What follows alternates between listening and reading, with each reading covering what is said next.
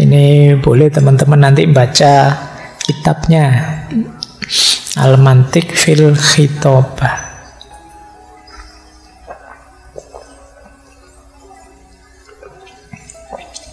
Yang pertama, dasarnya retorika tentu saja pengetahuan yang benar. Retorika bagaimanapun dia alat untuk menyampaikan kebenaran. Yang mau kita sampaikan apa? Tentu saja pengetahuan. Apa sih pengetahuan itu? Pengetahuan itu kan sebenarnya kita mempercayai sesuatu sebagai begini atau begitu. Itu kan pengetahuan. Jadi pengetahuan saya tentang laptop misalnya kan, ya saya percaya laptop itu begini, begini, begini. Makanya kalau teman-teman baca buku epistemologi, pengetahuan sering didefinisikan sebagai justified true belief. Kepercayaan yang terbukti kebenarannya. Awalnya memang percaya. Nah, parameternya pengetahuan itu apa? Ukurannya kita tahu apa belum itu apa? Kata Al-Farabi dua, penerimaan atau kepuasan hati. Yang bahasa Arabnya qanaah. Jadi kalau kita sudah qanaah, qanaah itu merasa cukup. Iya, saya ngerti. Iya, saya terima definisi itu. Iya, saya terima maksud itu, teori itu, konsep itu. Itulah pengetahuan. Ketika kita menerima dan puas. Puas itu berarti tidak bertanya-tanya lagi. Tidak ragu-ragu, tidak mempertanyakan. Ya, saya setuju, cukup, saya sudah paham. Itu berarti sudah punya pengetahuan kita. Jadi dasarnya retorika itu pengetahuan yang dicirikan oleh penerimaan dan qanaah kita terhadap materi yang kita ketahui. Tapi kata Al-Farabi, yang namanya pengetahuan itu ada dua jenisnya. Yang pertama keyakinan atau yakin. Yang kedua yang masih asumsi atau dzon. Jadi pengetahuan kita itu jenisnya dua. Ada yang mantap, yakin, ada yang masih dzon. Dzon itu masih kira-kira, namanya asumsi. Cirinya yakin itu apa? Yakin itu kalau menurut kita sudah tidak ada lagi celah kesalahannya. Berarti itu sudah yakin.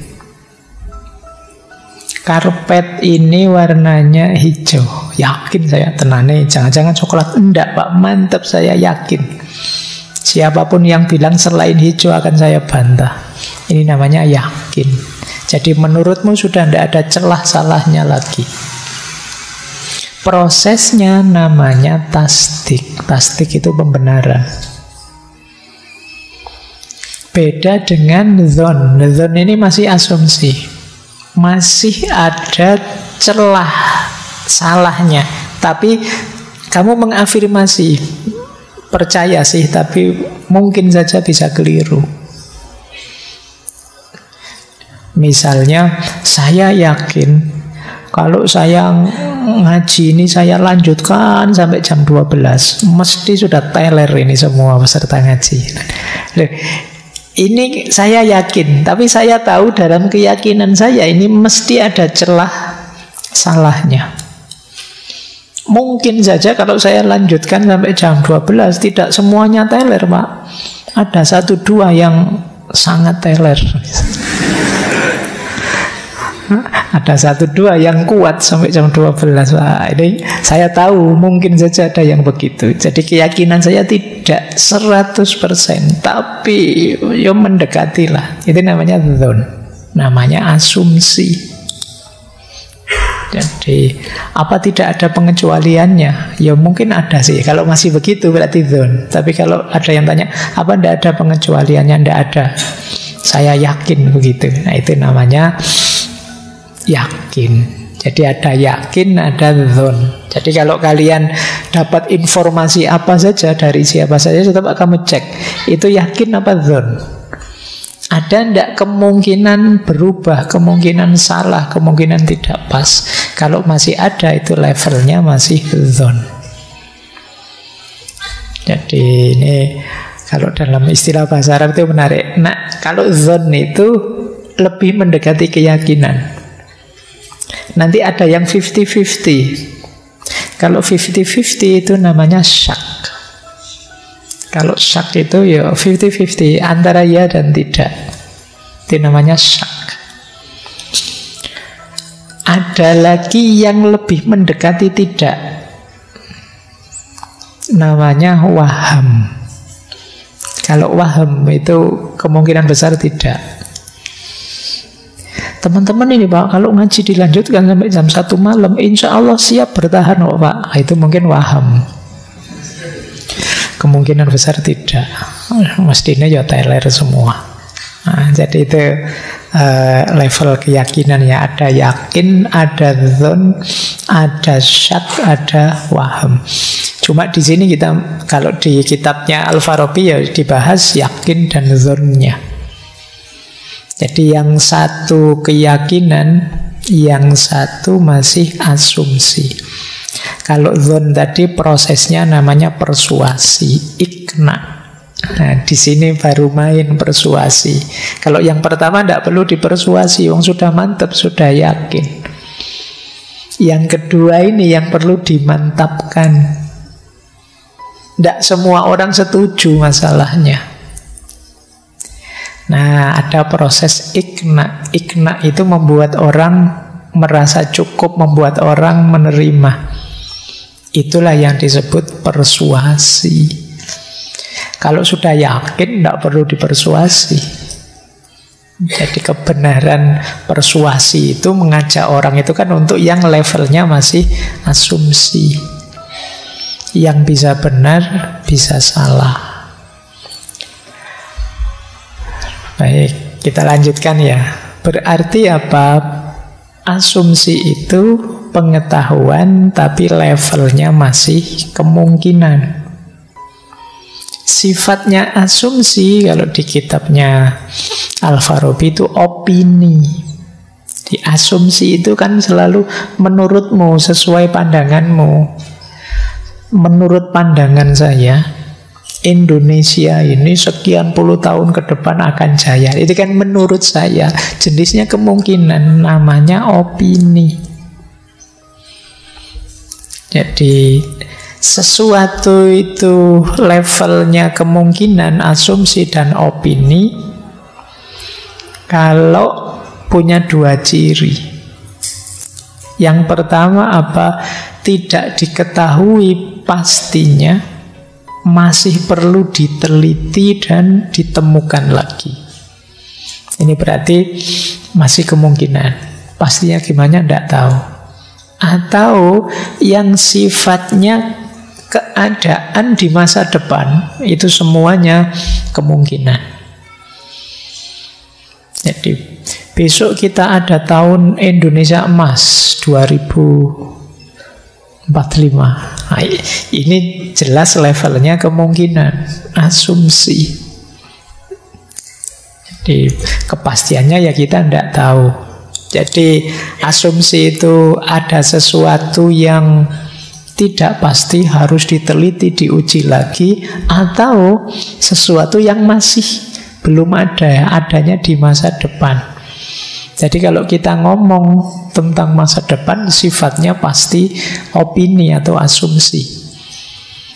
Atau kita bicara tentang sesuatu yang kita tidak tahu, masih dikalkulasi dengan akal. Kebenarannya harus diuji lagi. Ini namanya asumsi atau opini. Nah, asumsi atau opini itu lebih berhubungan dengan persepsi kita. terhadap realitas, bukan realitas itu sendiri. Jadi kata Al-Farabi begini loh, asumsi atau opini itu misalnya air putih. Air putih menurut saya sangat menyehatkan dan menyegarkan, makanya silahkan diminum.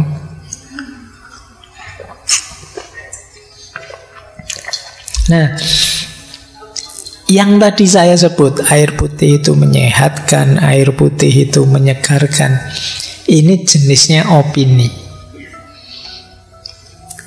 Kenapa? Karena itu air putih menurut saya. Enggak kok Pak, dokter juga bilang begitu. Ya berarti air putih menurut dokter. Jadi yang sifatnya perspektif itu namanya opini dan asumsi. Cirinya seperti tadi. Apa pasti begitu? Ya enggak pasti juga. Pasti ada situasi-situasi bagi orang tertentu yang mempersepsi air putih itu tidak menyegarkan dan menyehatkan. 2 bulan lagi mungkin persepsimu terhadap air putih beda. Kalau siang hari begitu lihat air putih, kamu minum bukan menyehatkan tapi membatalkan. Puasa masalahnya kamu. Kan beda. Kamu tidak bilang segar, alhamdulillah, tapi astaghfirullahaladzim kok saya minum. Beda persepsi. Jadi asumsi dan opini itu berhubungan dengan persepsi kita terhadap sesuatu. Baik, dan ini nanti yang tadi saya bilang ya, perlu persuasi. Karena mungkin persepsiku beda dengan persepsimu, saya harus mempersuasi kalian, mengajak kalian setuju dengan pikiran saya. Di situ kita perlu retorika yang pas. Nah, menarik kata beliau terus, kuat atau lemahnya asumsi sebenarnya tergantung pada sanggahannya. Semakin sedikit penyanggahnya, semakin kuat asumsinya. Tapi semakin besar penyanggahnya, semakin lemah. Jadi kalau penyanggahnya sedikit, misalnya saya bilang apa ya, pacaran itu ganggu kuliah loh, misalnya. Terus ada penyanggahnya, tidak bisa Pak, teman saya pacaran, tambah rajin kuliahnya Pak. Pacarnya sak kelas sih masalahnya, meskipun libur yuk ngampus terus biar ketemu pacarnya. Misalnya, contohnya ngono. Ini namanya penyanggah. Berarti pandangan saya tadi dibantah oleh penyanggah ini. Nah, bisa bertahan enggak, bisa menjawab enggak terhadap penyanggah-penyanggah ini. Kalau dia kuat bisa bertahan, ya asumsi ini berarti kuat. Tapi kalau tambah lemah, oh berarti tidak semuanya begitu ya. Oh berarti tidak selalu pacaran itu ganggu kuliah. Ini kan jadi melemah. Kalau keyakinan yang yakin tadi, kata Al-Farabi, tidak bisa lemah. Tapi kalau asumsi itu bisa lemah kalau ada penyanggahnya. Karena kalau sudah level keyakinan, ada penyanggah, penyanggah itu mesti otomatis kita anggap salah. Tadi saya yakin ini warnanya hijau, kok tiba-tiba ada yang bilang, enggak Pak, itu bisa coklat loh Pak, bisa kuning. Enggak, saya yakin hijau, enggak goncang. Tapi begitu sifatnya persepsi, asumsi, opini tadi dari kita terhadap sesuatu, itu baru bisa goyang, penyanggahnya jadi lemah, pandangan kita.